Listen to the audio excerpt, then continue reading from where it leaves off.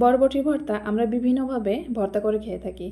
আর আমার চ্যানেলেও বরবটি ভর্তার বিভিন্ন রকমের ভর্তার রেসিপি আপলোড করা আছে। কিন্তু বরবটি ভর্তার আজকের রেসিপিটা একদমই আলাদা, এতটা টেস্টি যেটা না বানালে না খেলে কখনোই বোঝা যাবে না। অনেক মজার ভর্তা রেসিপি আজকে আপনাদের সঙ্গে শেয়ার করতে চলেছি। আর আজকের এই ভর্তা তৈরি করার জন্য এখানে নিয়েছি বেশ কয়েকটা বরবটি, নিয়েছি 2 টেবিল চামচের মতো তিল, কয়েকটা রসুনের কোয়া নিয়েছি শুকনা মরিচ 3টা, আর নিয়েছি কয়েকটা কাঁচা মরিচ এবং হাফ কাপের মতো পেঁয়াজ কুচি। প্রথমে তিলগুলো ভেজে নিব।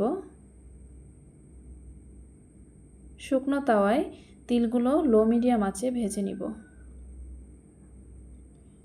তিল ভাজতে ভাজতে যখন তিল থেকে তেল ছাড়বে আর চটচট একটা শব্দ হবে, তখন আমি তিলগুলো নামিয়ে নিব।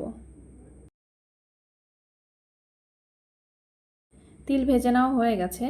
এই তিল আমি সরাসরি পাটার উপরেই নিয়ে নিচ্ছি, কারণ আজকের ভর্তাটাও পাটাতেই আমি করব। শিল পাটাতে যে কোনো ভর্তাই অনেক টেস্টি হয়। আবারও চুলায় প্যান বসিয়ে দিয়ে তাতে দিয়েছি সরিষার তেল, আর প্রথমে ভেজে নিব 3টা শুকনো মরিচ। এদিকে ভর্তা করার জন্য বরবটিগুলো একদমই কুচি কুচি করে কেটে নিব, যেন তাড়াতাড়ি সিদ্ধ হয়ে যায়। একদমই ছোট করে কেটে নিব।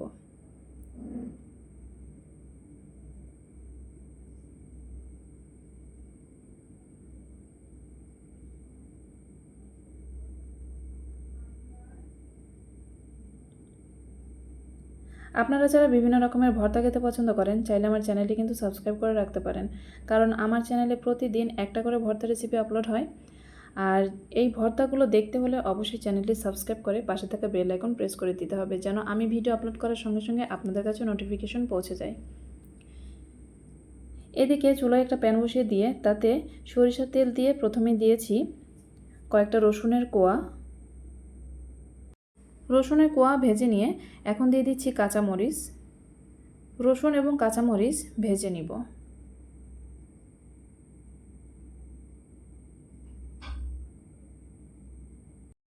রসুন আর কাঁচামরিচ ভাজতে ভাজতে যখন কিছুটা লালচে কালার হয়ে আসবে, তখন এর মধ্যে দিয়ে দিলাম কালো জিরা। এখানে হাফ চা চামচের মতো কালো জিরা দিয়েছি। এখন দিয়ে দিব পেঁয়াজ কুচি। এখানে আমি 3 ভাগের 2 ভাগ পেঁয়াজ কুচি দিয়ে দিলাম, আর 1 ভাগ পেঁয়াজ কুচি রেখে দিয়েছি। এটা আমি পরে কাজে লাগাবো, আর কখন কোন কাজে লাগাবো সেটা আপনারা পরে দেখতে পারবেন।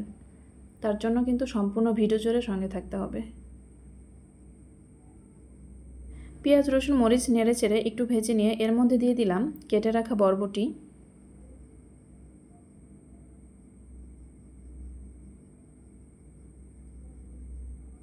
এখন একটু নেড়ে চেড়ে সব কিছু ভালো করে মিশিয়ে নিব।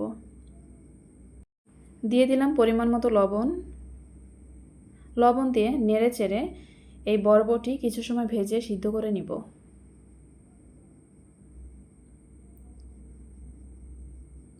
বরবটি সিদ্ধ হওয়ার জন্য এখানে সামান্য একটু পানি দিলাম, প্রায় 2 টেবিল চামচের মতো পানি দেওয়া হলো। পানি দিয়ে একদম হাই হিটে এই বরবটি নেড়ে চেড়ে ভেজে নিব আর সিদ্ধ করে নিব। হাই হিটে সিদ্ধ করে নিলে এর কালারটা খুব একটা চেঞ্জ হয় না, আর টেস্টটাও ভালো থাকে। ভেজে নেওয়া হয়ে গেছে, এখন ভর্তা করে নিব। তার জন্য শিলপাটাতে আমি প্রথমেই তিলগুলো বেটে নিচ্ছি। আর এই ভর্তাটা শিলপাটাতেই ভালো হয়, ব্লেন্ডারে করতে গেলেও এর টেস্টটা ভালো আসে না, বা এত সুন্দরভাবে ভর্তা করা যায় না। আমি শিলপাটাতেই ভর্তা করে নিচ্ছি।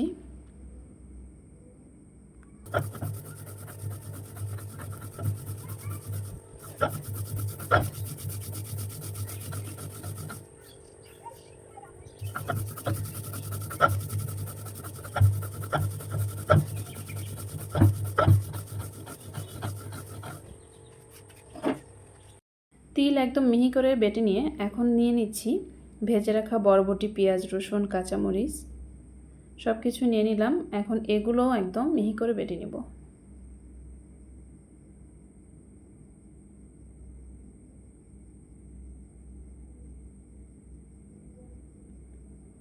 ভিডিওটি দেখতে দেখতে যারা এই পর্যায়ে চলে এসেছেন, এখনও একটা লাইক দেননি, একটা লাইক দিয়ে আমার ভিডিওটি কন্টিনিউ করবেন। আপনাদের একটা লাইক আমাদের কাজের আগ্রহ আরও অনেক গুণ বাড়িয়ে দেয়, আর আমার এই ভিডিওগুলো অনেক দর্শকের কাছে পৌঁছে দেয়। আর ভিডিও ভালো লাগলে অবশ্যই সুন্দর একটা মন্তব্য রেখে যাবেন।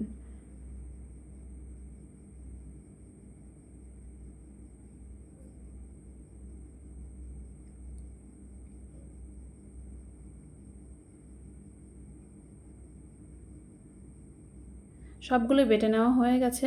এখন সব একসঙ্গে ভালো করে মিশিয়ে নিব। আর এখানে কিন্তু শেষ নয়, এই ভর্তার টেস্ট বাড়ানোর জন্য এখানে আরও দুটো উপকরণ দিব, যেটা না দিলে এর টেস্টটা একদম পারফেক্ট আসবেই না। প্রথমে ভালো করে মিশিয়ে নিলাম। এখন নিয়ে নিব দুটো শুকনা মরিচ ভেজে নিয়েছি, আর এর উপরে একটু লবণ দিয়ে ভালো করে চটকে নিব। নিয়ে নিচ্ছি পেঁয়াজ কুচি, যে পেঁয়াজ কুচি আমি আগেই রেখে দিয়েছিলাম সেটাই নিয়ে নিলাম।